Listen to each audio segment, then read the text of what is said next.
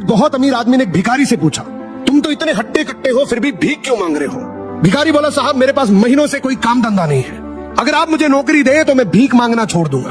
अमीर बोला, मैं नौकरी तो नहीं दे सकता, लेकिन तुम मेरे बिजनेस पार्टनर बन सकते हो। मेरे पास एक चावल का प्लांट है, तुम चावल बाजार में सप्लाई करो और मुनाफा महीने के अंत में बांटेंगे। भिखारी ने कहा, लेकिन कैसे बांटेंगे? क्या मैं 20% लूंगा और आप 80%? अमीर बोला, मुझे सिर्फ 10% चाहिए, बाकी 90% तुम्हारा होगा, ताकि तुम जल्दी तरक्की कर सको।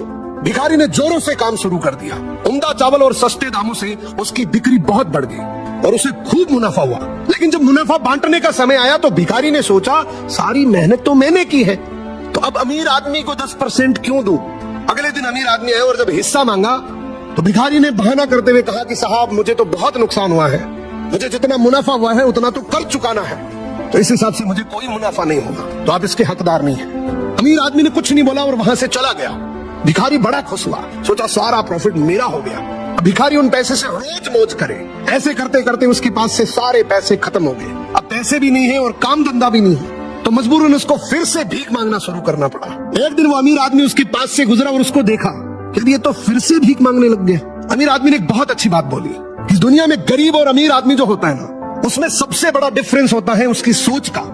एक रिच माइंडसेट हमेशा ये सोचता है कि मुझे भी प्रॉफिट हो जाए और मेरे साथ जो काम कर रहे हैं उनको भी प्रॉफिट हो जाए, लेकिन एक पुअर माइंडसेट हमेशा ये सोचता है कि जो भी प्रॉफिट हो सिर्फ मुझे ही हो।